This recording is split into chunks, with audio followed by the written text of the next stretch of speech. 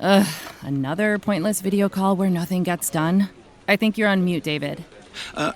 Sorry. What did I miss? IT just approved Miro for the whole company. Miro? That's the... Online whiteboard. For team collaboration. We can make these long video meetings so much shorter with Miro boards. We can share ideas, feedback, and updates on them whenever. Actually see what we're talking about. It's all online. Miro will make our flexible work setup so much easier. With one virtual space for our brainstorms, projects, presentations. Oh, that sounds kind of amazing. So I don't need to wake up for 6 a.m. calls with the London office anymore. Now you're getting it.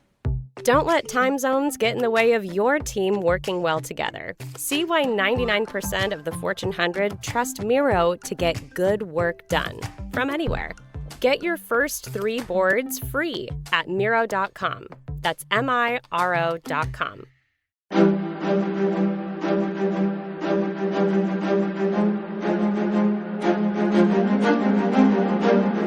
Hello, and thank you for listening to The History of World War II podcast, episode 211, The End of the Battle of Shanghai. Last time, General Matsui, commander of the Japanese Expeditionary Force, had driven the Chinese defenders south to Suzhou Creek on November 3rd. Indeed, the creek's south bank had been breached that very afternoon. Now, Chiang Kai-Shek and his nationalist army was out of natural barriers to their south. Hence, the Japanese would be able to drive a bit further and then enter Shanghai proper from the west. The battle for Shanghai, it seemed, was over.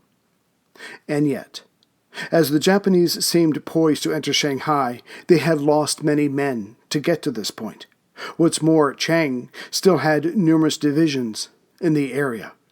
This was unacceptable to the Army General Staff back in Tokyo, who feared a Soviet attack before the year's end in Manchuria. Something had to give. One of these theaters had to be brought under control. And the military leaders back in the capital decided it would be Shanghai. The area was to be subdued, the Chinese armies destroyed. Only then could Manchukuo to the north be sent enough troops to hold out against the Russians. On October 9th, the Army General Staff, to assist Matsui, created the 10th Army. This would consist of the forces of the 6th Infantry Division, currently stationed to the north, the 5th Infantry Division, aka the Kunuzaki Detachment, and from the home islands, the 18th and 114th Infantry Divisions. As for the 10th's leadership, General Hanagawa Haisuki, a veteran of the Russo-Japanese War, would be brought out of retirement and placed in command. The choosing of Yanagawa was mostly based on his time as a military attaché in Beijing. After all, Sun Tzu said, "If you know the enemy and know yourself, you need not fear the result of 100 battles." However, there was another saying by this man the Japanese should have adhered to, and that is, there is no instance of a nation benefiting from prolonged warfare. However, the men of Tokyo honestly believed themselves so superior to Chiang's thousands that if they could just bring them to battle, it would all be over shortly. And this idea of bringing the enemy to battle dovetailed with where to deploy the approaching elements of the 10th Army. This fighting through the enemy lines wasted too much time and cost too many lives. So it was decided to land them behind the enemy and in such a way as to cut off those Chinese troops still defending Shanghai proper. And a landing on the north shore of the Hangzhou Bay, itself some 35 kilometers or 21 miles south of Shanghai, would fulfill both requirements. Still, this posed several logistical problems. The beaches there had a fast-running tide and a flat shore, hence no fixed coastline. Besides, it was heavily fortified, had been so since 1932. And of course, there were many, many small waterways the further inland one goes from there. But because it would be so unexpected, The Japanese planners decided this negated all the negatives. As this had been planned by mid-October, the landings were expected to take place on November 5th. The 5th Infantry Army, again aka the Kunizaki Detachment, would lead the main attack by landing just east of Jinsha, which put it due south of the western edge of Shanghai proper. They would come ashore just before sunrise on the 5th, with the 18th Division landing to its right and the 114th Division to its left. The 6th Division would then land behind the Kunizaki Detachment. Once the 10th Army landed, they were to push north, cross the Huangpu River, and make for the city of Songjiang. As it was the rail center of the area and had many roads leading out of it, its occupation would not only help the invaders, but hamper the defenders. Then the 10th would meet up with Matsui's men coming south, and just like that, the defenders of Shanghai would be surrounded and cut off from help. The men of the 10th Army were on the seas by November 1st. Some 200 ships in total were carrying them ever closer to Huangzhou Bay. To avoid detection, the ships stayed far away from shore, not turning west until they were level with their disembarkation point. That morning of November 5th, the men of the Kunizaki Detachment were ordered into their landing boats. They were fearful, but as they had been ordered to remain silent, they did not give themselves away.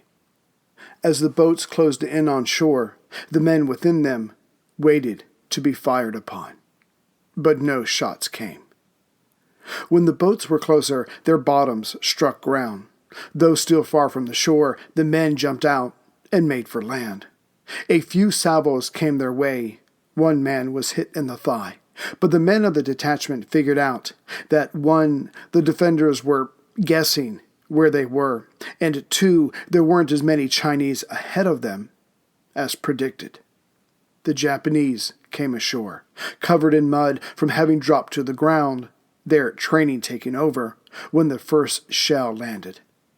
The Chinese were above them on the dunes, but ran away as soon as the first group came ashore, looking like demons with the mud covering their faces. The men of the Kunizaki Detachment reformed and started walking north. First, they came upon isolated houses, and then small villages.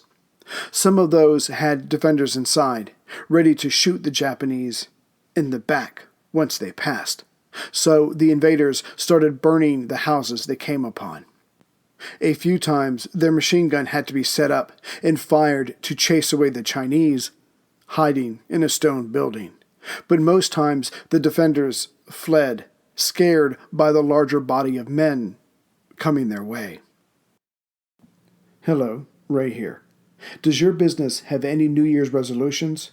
Here's an important one every business should consider: making your hiring process more efficient and effective. This year, let ZipRecruiter help. No one has done a better job of transforming how you find the right talent than they have. In short, you just need the right tools, smarter tools. After all, Steve Jobs himself said, hiring the best is your most important task. And here's why ZipRecruiter is the best. ZipRecruiter posts your jobs to over 100 of the web's leading job boards with just one click. Then ZipRecruiter actively looks for the most qualified candidates and invites them to apply. That's why ZipRecruiter is different. Unlike other hiring sites, ZipRecruiter doesn't depend on the right candidates finding you. It finds them. No wonder 80% of employers who post on ZipRecruiter get a quality candidate through the site in just one day. ZipRecruiter, the smartest way to hire. Find out today why ZipRecruiter has been used by businesses of all sizes and industries to find the most qualified job candidates with immediate results. And right now, my listeners can post jobs on ZipRecruiter for free. That's right, free. Just go to ZipRecruiter.com/World War. That's ZipRecruiter.com/World War. One more time, to try it for free, go to ZipRecruiter.com/World World War. Then came a counterattack on the Japanese left flank, but as it was not heavily manned and the troops did not attack with enthusiasm, the assault amounted to little. The same sluggish attack then occurred on the Japanese right flank. The men of the Kunitsaki detachment each carried 1 week's worth of rice and all the bullets they could handle. This attack, like the others to the north, was not going to be slowed down by a lack of supplies. The good news for the Japanese was that, now that they had moved inshore, the large naval guns behind them offered protection. The Japanese amphibious assault was exceeding all expectations, but once the sun rose and burned off the morning mist, the invaders would be visible. The 10th Army was about to find out how robust the area's defenses were. The answer came quickly enough. Not much. A few Chinese aircraft flew over the heads of the invaders, but the pilots were on a training exercise, and so had no live ammunition. Once again, the German advisors with Chiang Kai-Shek denounced the local leadership. How had the Japanese been able to sail up the coast with a 200-plus convoy undetected? Why were those same invaders not being held up, and more hopefully, pushed back? The Germans concluded, not that this helped anyone, that the Chinese to the south had become a sleeping army. Of course, everyone on the defender side knew what the problem was. For the last 2 months, in attempt after attempt to stop the Japanese above Shanghai, more and more troops had been taken from this very spot to reinforce the attacks against Matsui and his men. As for the Japanese, they didn't know exactly where the reinforcements were coming from, but it could not have worked out better for them. Even before noon of November 5th, the first day of the Japanese southern amphibious assault, some 3,000 troops had been landed, and even more were coming ashore. To be sure, the Chinese officers of the 3rd War Zone stationed around Suzhou had no way of knowing, was this simply a feint, or was it something more? But to the Germans, it didn't matter. The threat to the south had to be checked, because even if it was only a feint, if left unchecked, it could become something more. But the Chinese officials decided that morning it was better to wait. After all, why react or overreact if it was only a ploy? But the Germans countered, the scale didn't matter. Those troops had to be pushed back into the sea. Yet the Chinese were uncommittal. That's when one of the Germans, Albert Neuberger, stepped forward and offered to lead the counterattack himself. Having walked around Songjiang before the Japanese came, he knew the area well and that it had to be secured, or else the Chinese would be left with only one option: retreat. But even then, a retreat needed to be organized. It needed to have the area to its north and south held, so the withdrawal could take place. Hence, it made sense, either way, no matter what the 3rd War Zone commanders wanted to do, to launch an attack. But the German was met, again, with vagueness. Not a no, but not a yes, either. Besides, the Chinese countered, they did not think the men to the south were up to the job, to which the German could have easily asked, well, if we're not even going to try, then what are we all doing here? As the southern defensive position was crumbling, the Japanese to the north were still crossing the Suzhou Creek in large numbers. What made their crossing possible was their engineering comrades. These unlucky young men, wearing only helmets and loincloths, waded into the cold water to hold up the planks of wood which the infantry would step on. The engineers were protected by the early morning darkness. However, the infantry drew fire as soon as they started to cross. Suddenly, the cold water swirling around the mostly naked men didn't seem so bad. As more of the Japanese crossed, the less accurate it was to say that the Battle of Suzhou Creek was in doubt. The Chinese were being pushed back. There was little to nothing for them to the south to hide behind anymore. And now there was a new threat to their south. The only question was, how big was that threat, and would the defenders be able to get out of the way of the two encroaching fronts? The Japanese to the south were starting to meet resistance, but not of the man-made kind. The defenders had retreated, but now what slowed down the aggressors was the numerous creeks and rivers. When the Kunitsaki detachment first came ashore, their heavier equipment sank into the mud and could not be dislodged. But having their orders that time was a necessity, the men went on with their sidearms and machine guns, their officers with their personal guns, but astride horses. As they continued on, what few locally made crossways existed scared the horses with their flimsiness. So soon, even most of them had to be abandoned. The military might that made the Japanese army dangerous was left further and further behind as the men advanced north.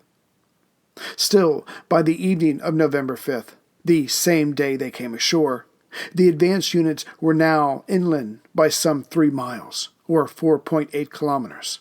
In fact, the leading 100 men had reached and crossed the Huangpu River, readying the attack on the town of Songjiang. At this point, the center column was 3/4 of their way to the target town. The right flank was close behind these men, though the left was a bit further behind, having run into the first organized resistance. The Chinese troops there would not stay long, but were slowing down the enemy. By this time, the Chinese defenders had figured out that their enemy was traveling light and moving fast. Hence, they were living off the land. And there was only one answer to that. The Chinese, as they retreated, burned everything, killed all the animals, and poisoned all the wells. The locals would suffer as well, but the lives of the Japanese troops just became that much harder. The 3 Japanese columns spent November 6th continuing their way north. By the morning of November 7th, the Japanese came across fewer waterways and hence were able to travel faster, though still on foot. General Tani Hisao, the commander of the Kunitsaki detachment, one of the few officers who still had his horse, soon came upon a hill just before the town of Jinshan, itself along the left column's path, just before the Huangpu River. Reaching the height, he was able to make out the contest for the town below. The Japanese vanguard had entered on the eastern end of the town and were pushing west. The Chinese were retreating west, staying about 300 yards ahead of their attackers and setting aflame everything they could. By the time the sun set, the Japanese held Jinshan, or what was left of it.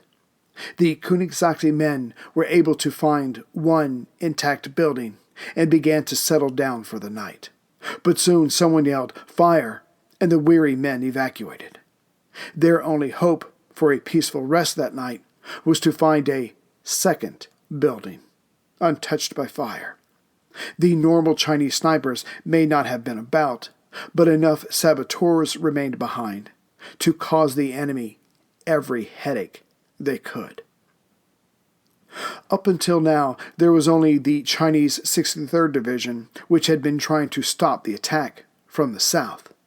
They had been working with the 62nd Division, yet that had recently been sent to Pudong on the eastern side of the foreign settlement. But now that the Chinese command knew that the threat to the south was serious, the 62nd was called back to assist. Of course, by the time those men rushed back, they would be exhausted and hardly in shape to launch a counterattack.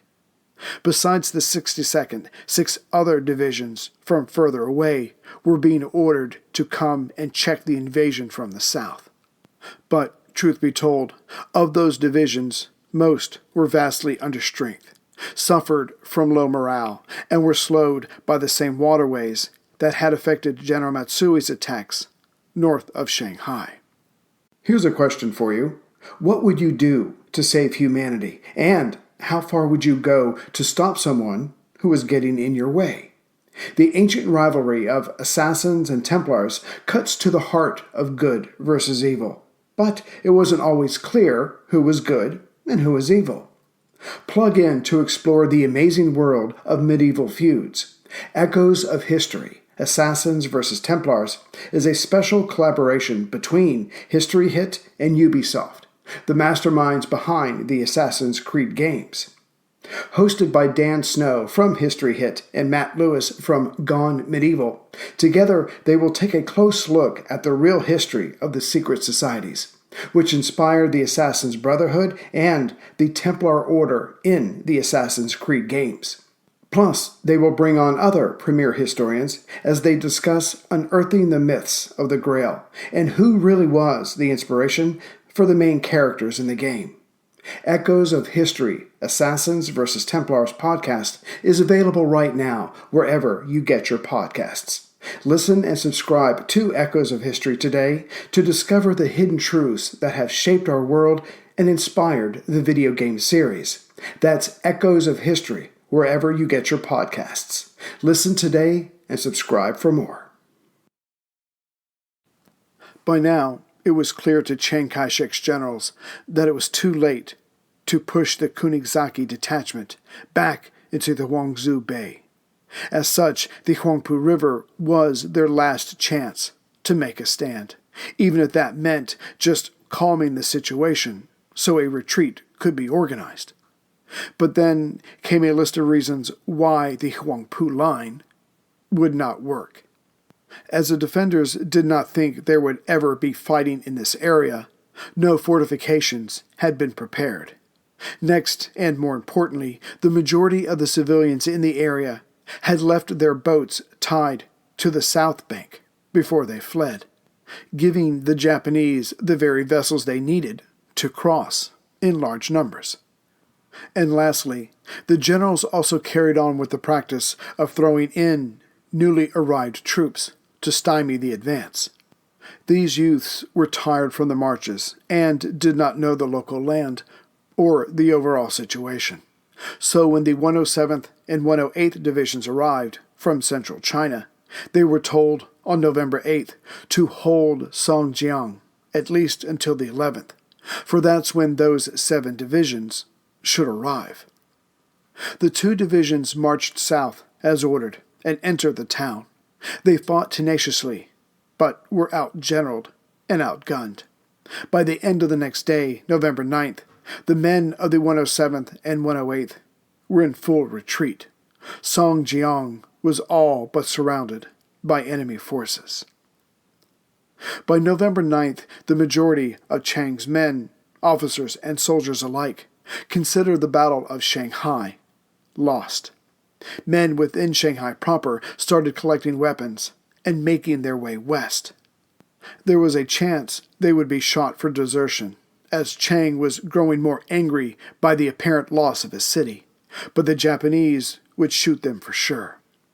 Besides, perhaps any artillery saved could one day lead the charge in recapturing this most cosmopolitan of Chinese cities. For the last week, Chiang Kai-Shek had been on the phone to Gu Zhutong several times a day, getting an update of the war to the south. Zhutong listed the enemy's bombers and naval shells landing around his headquarters as an excuse of not getting information or orders out to his men.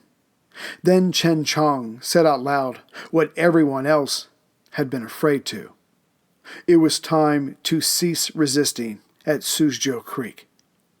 As for the fighting in the south, Chiang blamed General Zhang Fakui, as it had been his responsibility, never mind his paucity of resources, to defend further south. More and more, Chiang gave voice to his desire of having his senior officers shot by firing squads. The officers and soldiers weren't the only ones feeling helpless and angry about feeling helpless.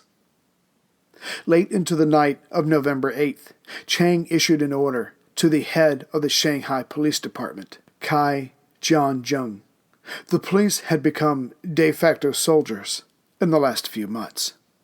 Jianzheng and his men were to stay in the southern part of the city and fight so the regular troops could evacuate.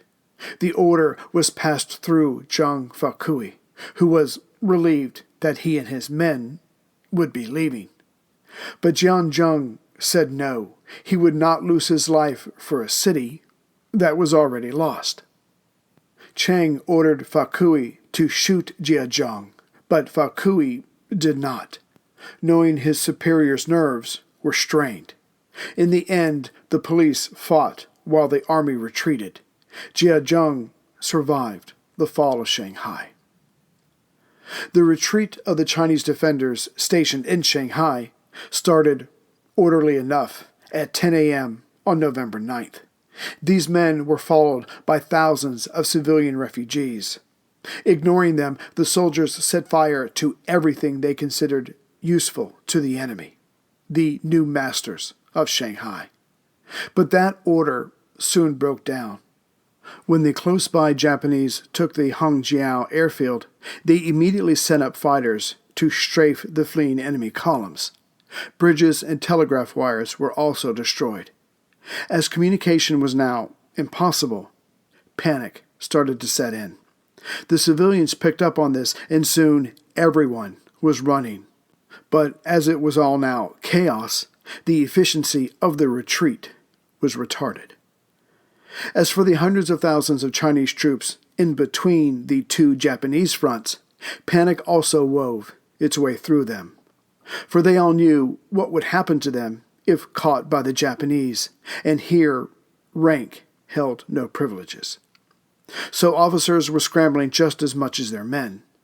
Before the breakdown in discipline, everyone had been told to make for Jingpu, practically due east of the center of Shanghai by 30 kilometers, or 18.6 miles. There, Chiang Kai-Shek had decided to make his next stand, which meant to him this was not a defeat, but a tactical retreat. This statement did not impress his men or the watching world as much as he would have liked. As the army left Shanghai, the people were told to carry on the fight, and some listened. However, most, who were surprised by the relatively sudden defeat and retreat of their army, packed up what they could and went to the French concession. On their knees, they begged to be allowed in, screaming of the horrid things the Japanese would do to them. But this was not France's fight. The foreigners had their Chinese servants beat the beggars with bamboo sticks until they left. Shanghai now belonged to the Japanese, but it had been a hard, bloody struggle, and the Japanese troops would not forget this. The civilians who remained were in constant mortal danger. But then came some good news. Father Robert Jacquinot, a French Jesuit who had been trying to arrange a safe zone for civilians, finally heard back from the local Japanese commander, who had himself heard back from Tokyo. So at 5 p.m. on November 9th, the Jacquinot zone was established on the northern edge of Shanghai. It was soon filled with over 100,000 refugees who would know relative peace until 1940. For those outside the zone, their daily lives were about to become hell. To be sure, there were still some Chinese troops within Shanghai, in Nanjing, just above the foreign settlement, in the southernmost Chinese part of the city. They had not had enough time to flee. After 3 days of intense fighting, the remaining defenders, between 5,000 and 6,000 men, sought to make the Japanese takeover of Shanghai as costly as possible. The Japanese were about to make their defense equally gruesome. On November 11th, the Japanese opened up on these men with their artillery as their tanks edged closer and their infantry moved up, though always keeping something between themselves and the Chinese snipers. The Chinese troops would backpedal, purposefully across rivers, and their pursuers would follow, after building pontoon bridges for their tanks to cross. Some of the Chinese ran for the French concession and were allowed in, if they survived the hail of bullets that followed them. When the Japanese tanks came to within 60 yards of the enemy, they opened fire. The Chinese had no serious cover. Before the bloodbath could become complete, the remaining Chinese piled up their weapons and ran for the French area. The French commander let them in, but told them they were now internees. The Japanese were all-powerful in Shanghai now, and it would do no good for anyone to arouse their anger. At 3:34 p.m., November the 11th, the gunshots faded away. The rising sun flag was raised over the last Chinese holdout in Nanxi. Shanghai had fallen. Epilogue. Those that made it out of Shanghai and the Japanese pincer went to Nanjing. But now that lawlessness prevailed just outside the city, armed groups of Chinese dominated the area, whereas inside the city itself, mafia-style gangs organized and took what they wanted from the local populace and the occupying force. By early 1939, less than 2 years after their victory, the Japanese would find themselves building fortifications at Wusong to have some safe place to rest their heads. By mid-November, the Chinese had lost some 187,000 men. The number probably crosses over 200,000 when civilians are added. The Japanese lost just over 9,000 dead and 31,000 injured.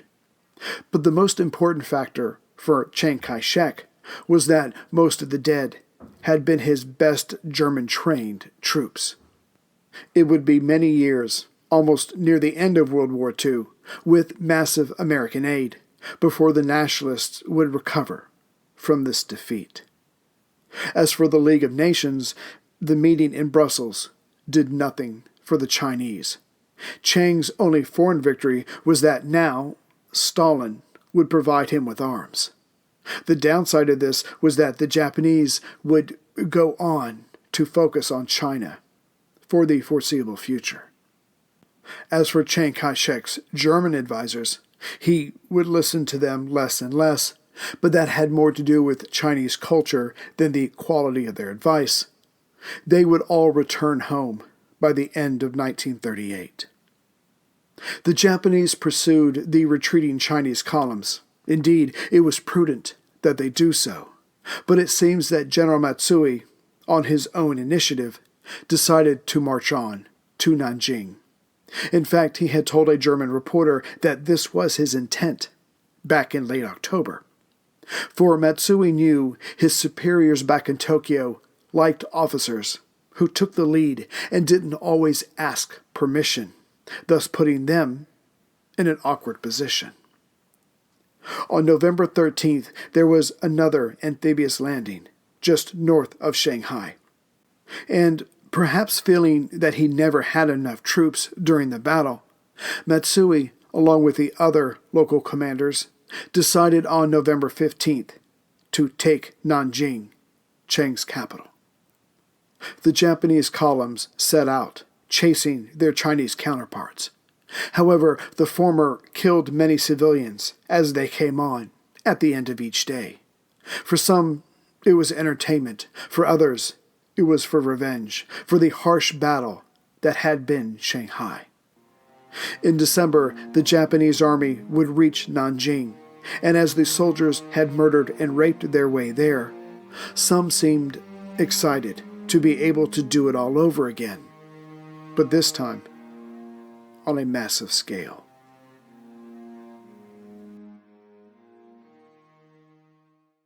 Greetings, everyone. Happy New Year. Just want to let you know that we're going to be doing the drawing for the World War II Monopoly board game that I got from the World War II Museum in New Orleans. So when you get a chance, if you want to enter, just send me an email to wwiipodcast@gmail.com and just put Monopoly in the subject line, and I will enter you in the drawing. So good luck with that, everybody, and I will see you soon. Take care. Oh, P.S., sorry about that. I just wanted to say hi to Julia. You have a very nice mother. What a beautiful day in nature. Take it from a little bug like me. Nothing makes you feel more alive. Whoa, I almost got frogged. That was a close call. But boy, do I feel capital A alive. Luckily for you humans, Nature's Way put that thrilling feeling of aliveness in a bottle. Nature's Way Alive Women's Multivitamin Gummies with 16 vitamins and minerals. Delicious multivitamins inspired by nature. Whoa, better luck next time, pal. Nature's Way.